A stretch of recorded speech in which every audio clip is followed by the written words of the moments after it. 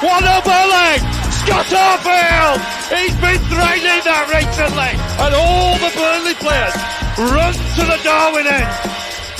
Burnley win the next ball. Here's Rory now. On the outside, decent. Barnes! He got it!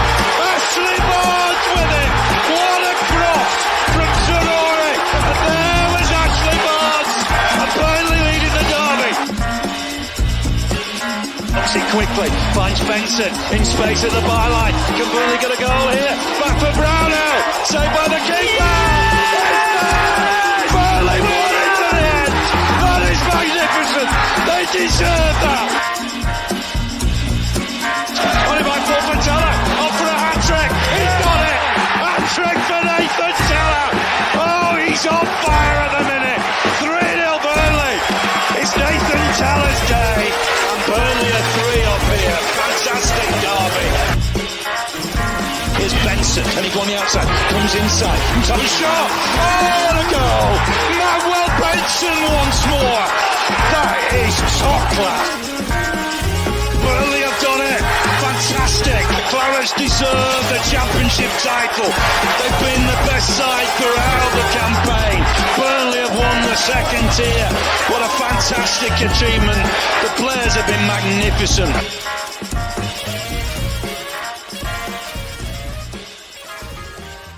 Yes, hello everyone and welcome along to the latest instalment of the Turfcast podcast pre-game show with me, Joe Redmond, ahead of a long trip down all the way down to the south coast to Fratton Park to face Portsmouth. And of course, we have just faced Plymouth all the way down in Devon. And I won't mention who we've got next in present company in the FA Cup because it will consider it swearing, but I'm sure you'll be willing us on. But as you can see, as always on the pre-game show, I'm joined by a fan of the opposition. I am pleased to introduce Annette from the PO Forecast. How are you doing, mate? Hello, mate. Yeah, good, thank you. Yeah, so catchy intro. I feel quite inspired to be a Burnley supporter after. Sounds like you've had an exciting few years in some of those commentary clips. Yeah, exciting few years. Well, exciting year last year. Not last year, sorry, the year before that. Yeah. Last year in the Championship. And to be honest, that a lot of stuff in that intro actually not hurts, but the Nathan Teller stuff. Then I was just thinking like he was never coming back. But there's been some people sort of like spreading rumors on Twitter and stuff saying, "Oh, Teller's coming back. We're in talks with him. We're interested in him. We might want him back, but he ain't coming back. Let's just all calm down." And hearing that, then I'm thinking, oh, Nathan Teller. But yeah, it's a good intro. That I'm quite proud of it. A bittersweet. Yeah, some people do keep saying I need to update it, but there's not much commentary from last season to put into it because we were just dreadful. So you'll have to all wait till next season. Anyway, let's get into it, mate. Obviously, Portsmouth 21st in the league. How's your season gone so far? Because I think 21st in the league, it doesn't sound great, but obviously I think your aim for this season is survival, and as it stands, you're surviving. So what's your opinion on your season so far?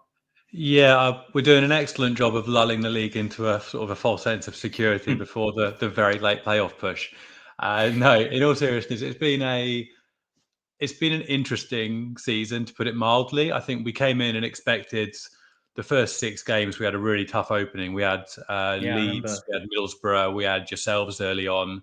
We had Luton, who at that point we thought were going to be one of the big hitters in the league as well this season.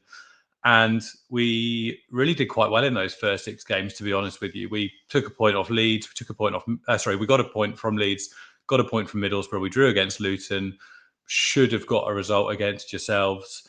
And yeah, I think people's maybe expectations, some fans' expectations rose slightly because they did so well to start with. And then we got to the games that you're thinking, okay, now these are the games where we earmarked before the season we could potentially pick up some points. And in some of them, it just didn't turn up. So I think it was the first game that we thought was potentially a winnable one was Stoke, and we lost 6-1. And I remember that one. It wasn't a great evening, to be completely honest with you.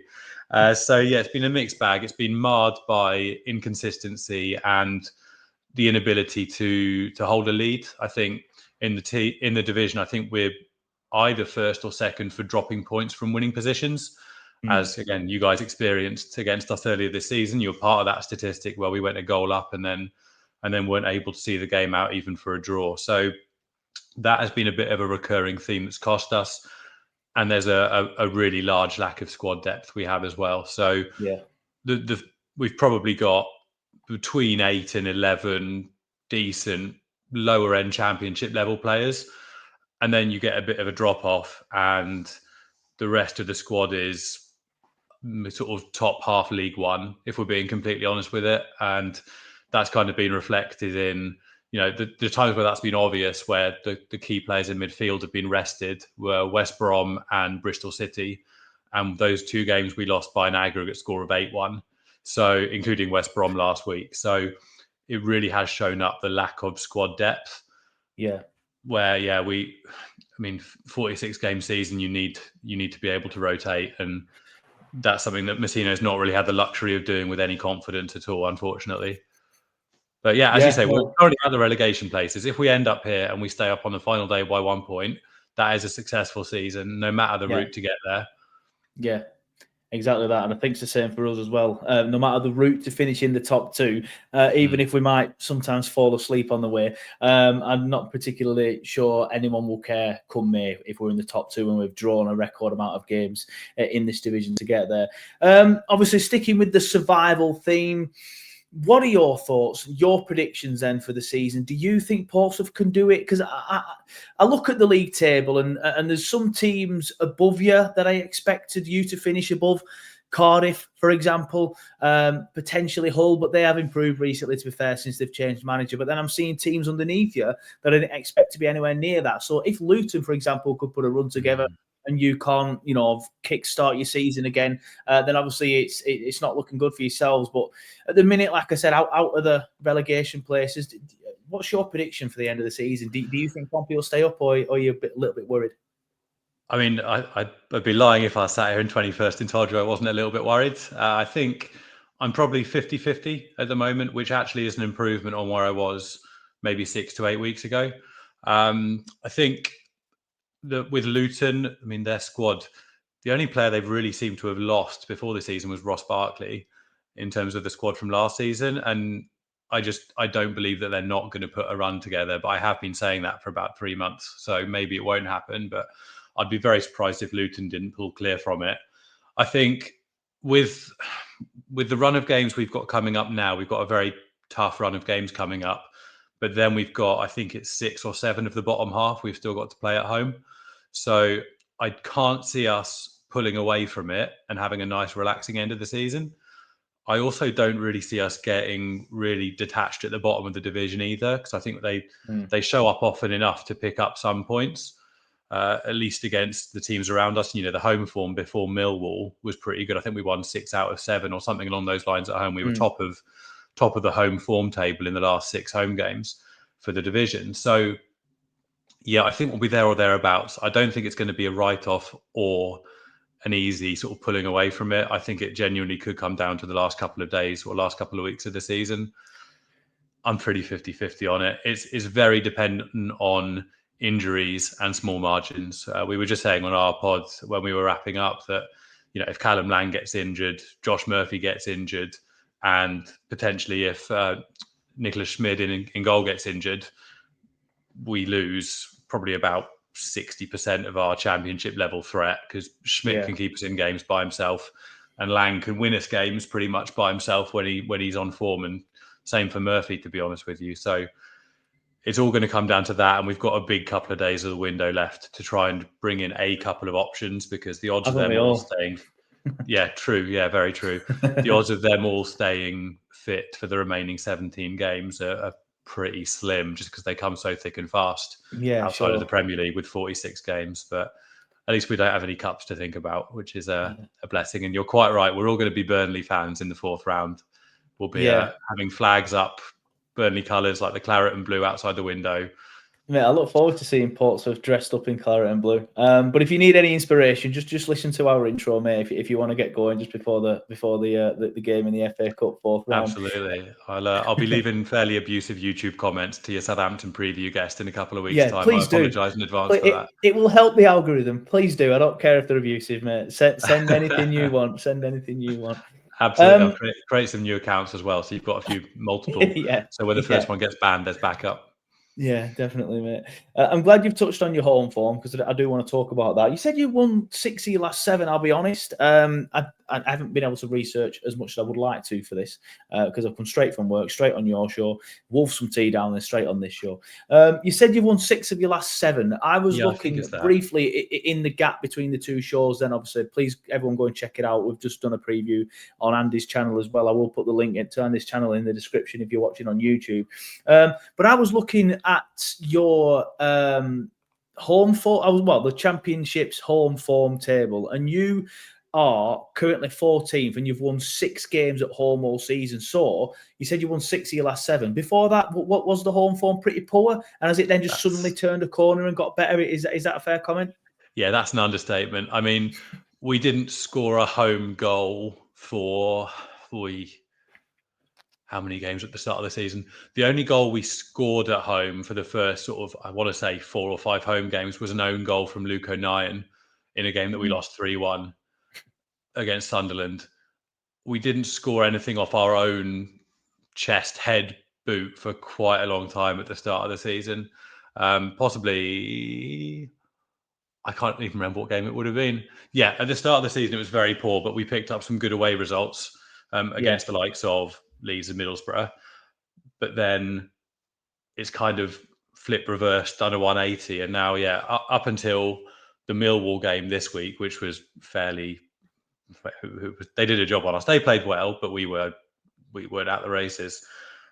Until then, we'd put a good little run together. We turned over, who have we been asked? Sort of Bristol City, Swans. That was a while ago, to be fair, probably in the last 6 home games. Swansea was in there, beating Middlesbrough at home. I think, who else was in that run? Can't remember off the top of my head. I think we beat Coventry in there as well. There were some good home results in there. And, it was the Fortress Fratton is thrown around, and it's much easier to throw that around in League One when you're, no offence to some of the teams at the bottom of League One, but it's easier to be a fortress playing against Burton Albion than it is against Leeds United, if we're being completely frank about it. But we had a bit of momentum going at home. So Messino rested some of those key players against West Brom away at the weekend. And I mean, they started well, but then as soon as 1 goal went in, goalkeeping error, we conceded 4 in 20 minutes and 4-0 down at half time, game's gone. And there was just no real response from them. Brought the big hitters in against Millwall, and just there was very little going on, to be honest with you. It was a very flat evening, and Millwall did what they do well and went a goal up and just kept us at arm's length completely. And we really didn't, I don't think we deserved a point from it. We probably had a bit more of the ball. I haven't looked at the stats from it, but I mean, us and Millwall, neither of us really do try and dominate possession. But Millwall kept us at arm's length pretty comfortably, just by having men behind the ball, and we just didn't have the quality to break them down. So if you do go a goal up, which is entirely possible, it'll be interesting to see whether or not you push for the second, or if you keep sort of take a note out of Millwall's book, because you'd think with the quality that sort of a club with the finances and the last couple of years that Burnley's had, not that it just comes down to money, but it does have an impact on the players you have in the books. There should be the quality there to do what Millwall did if you try and do the same thing. But I don't feel like a team in third is likely to come and try and do a smash and grab and score 1 and run away with a 1-0. Yeah, we don't. We're a defensive side, obviously, or very good defensive side, should I say, but we don't sit back. We're just good at the back. So even if we do score, it won't be a case of going gung-ho. We have quite a good balance, or potentially we don't, obviously, because we don't score enough goals. But at the back, even if we do score, we won't be sitting back, but we won't be going for it. I do want to ask what's changed then, because obviously we touched on your home form there. You said at the start of the season it was god-awful. Recently, it's actually been quite good up until that Millwall game. So what's changed? Is it just players coming back? Has there been a slight tweak to the system? How come your home form has suddenly improved so dramatically? Yeah, I think there's probably a few answers to that. I mean, Colby Bishop coming back at 9 was a big thing for the team. He missed the start of the season with his quite well reported. He had a cardiac issue that was identified in routine pre-season testing and had cardiac surgery. And then went from literally having his heart operated on to coming back onto the pitch as a sub in 12 weeks, which is just astonishing. But having him come back was a big boost for the side. I think Josh Murphy also missed the start of the season on the left, one of our key sort of attacking players who doesn't mind running at a defence. He was out injured at the start of the season, and we lacked a bit of bite without him. Callum Lang has been a bit of a constant throughout. Our centre-back pairing at the start of the season was a big problem. We started the season because of injuries with... we had Riley Towler playing on one side of the centre-back pairing, who was our third or fourth choice centre-back in League One. And he was starting at centre-back alongside Jordan Williams, who isn't even a centre-back. He's a right-back.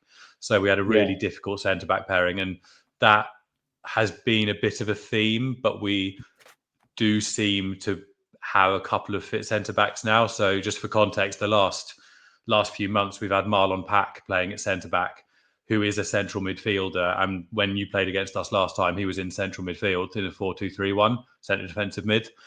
And he's been filling it in at centre-back with actual centre-backs on the bench.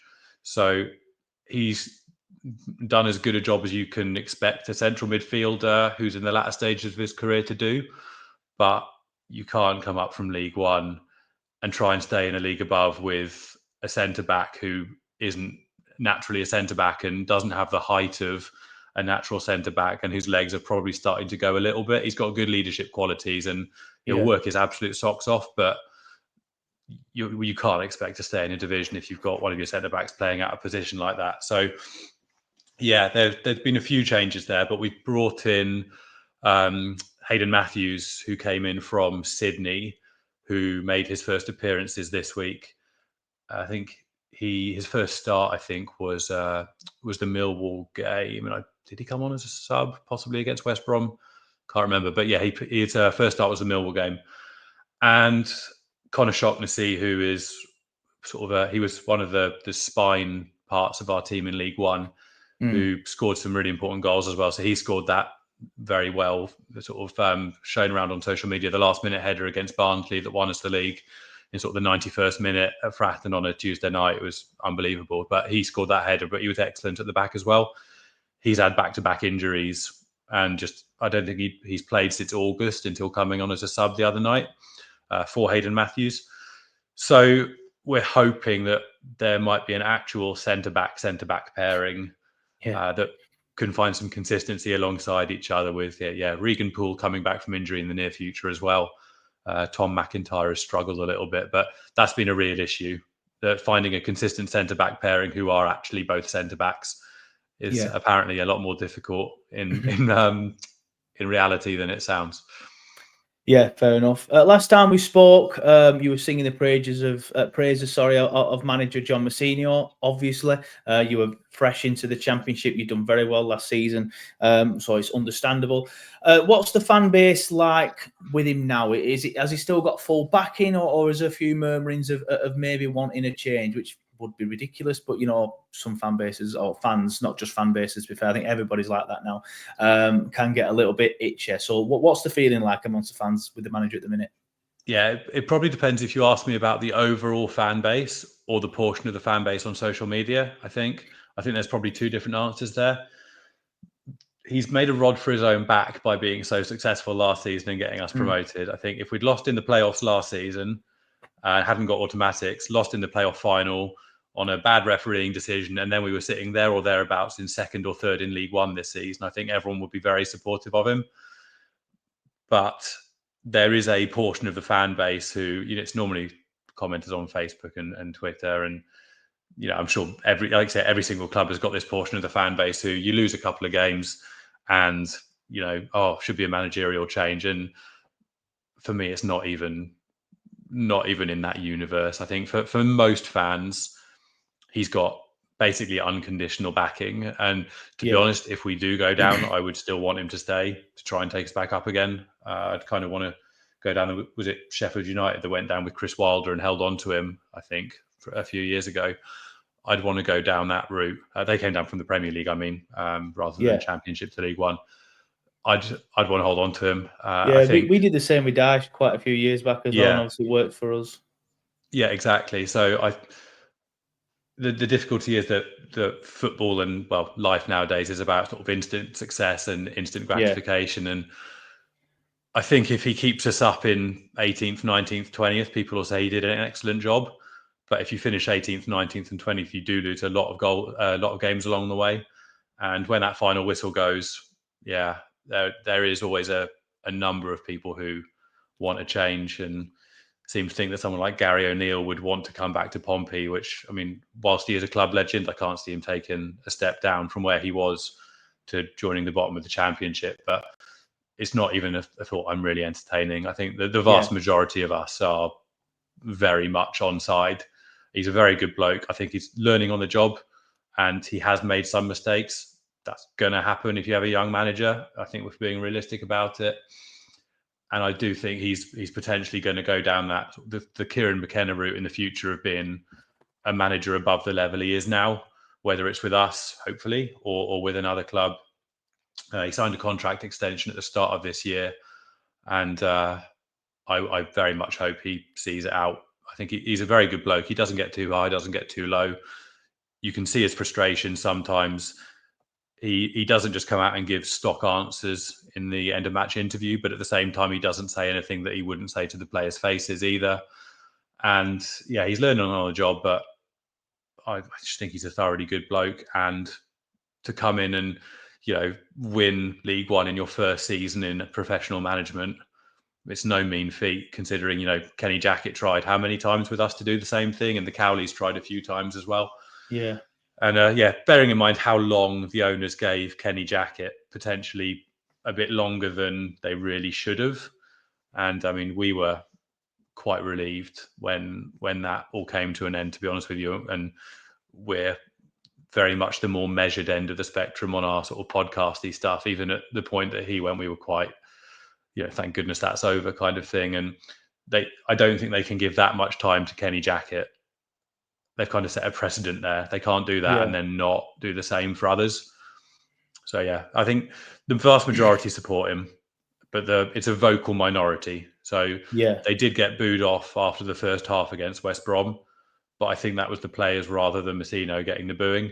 He's taken a lot of flack for rotating the side for that West Brom game, but he wouldn't have done that without the strong advice of his physiologists and physiotherapists who'll be tracking things like heart rate variability, sleep patterns, all that jazz. They'll have told him that those players can only do one game out of the two.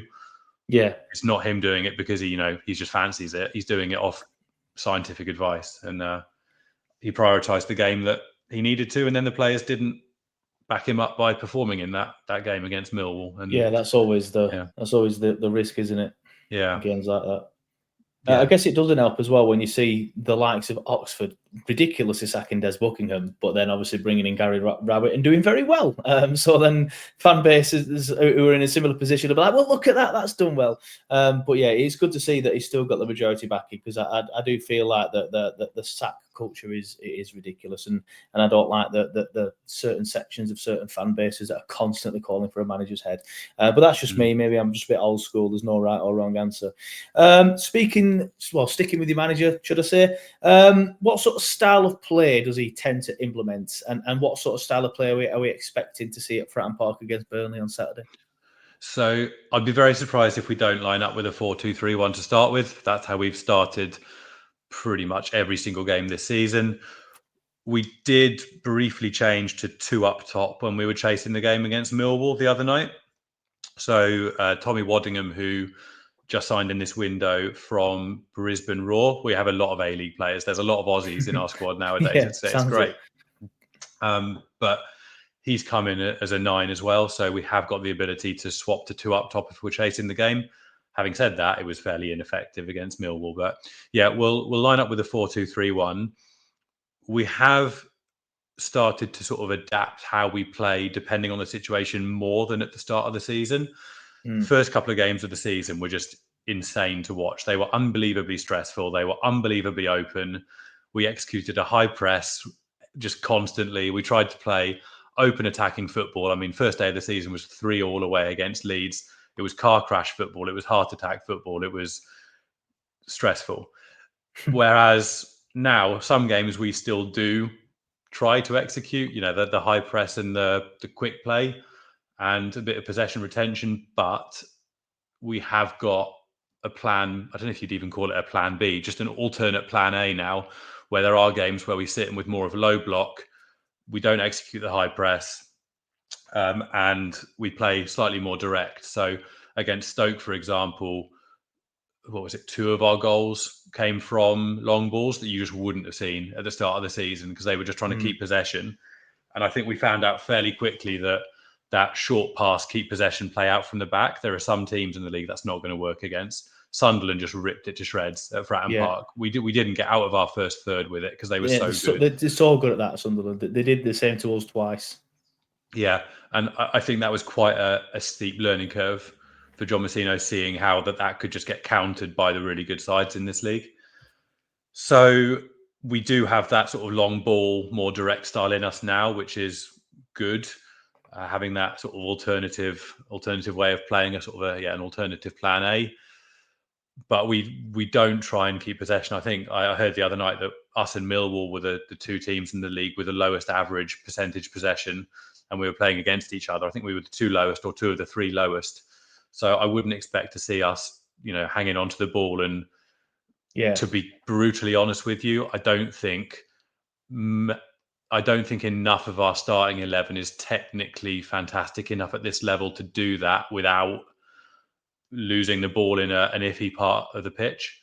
If we just play it around the back 4, eventually, they're going to make a mistake and lose the ball in our own defensive third. So, yeah, potentially you'll see us playing a bit more directly than you probably saw us play against you earlier this season before we really developed the low block and the direct style.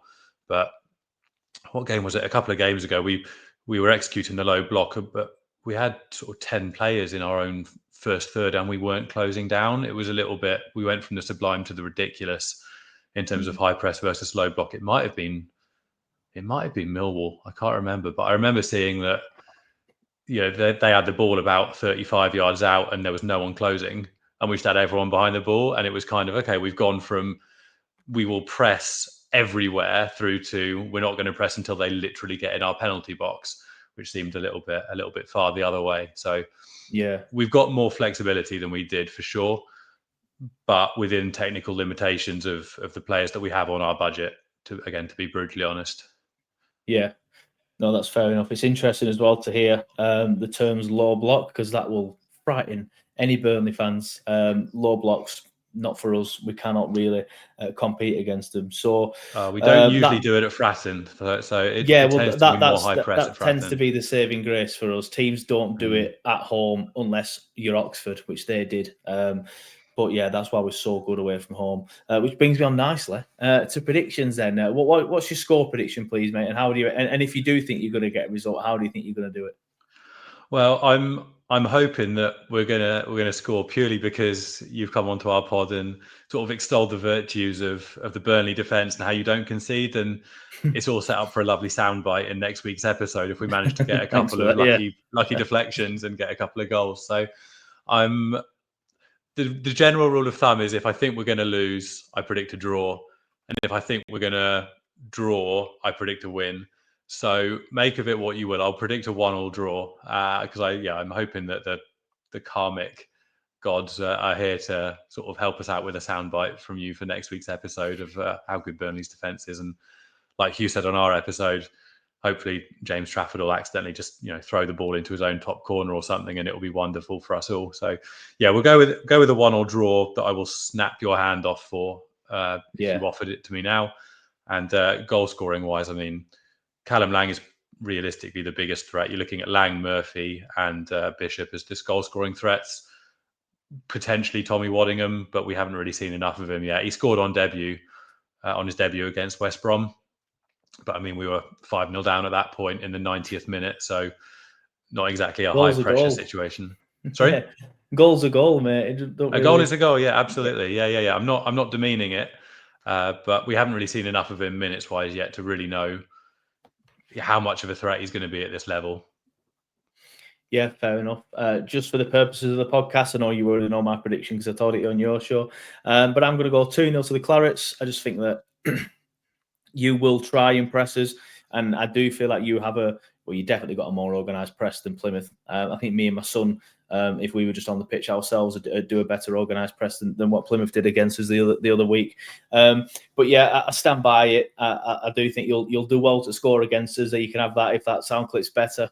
You can take that one from my show, mate. Feel free.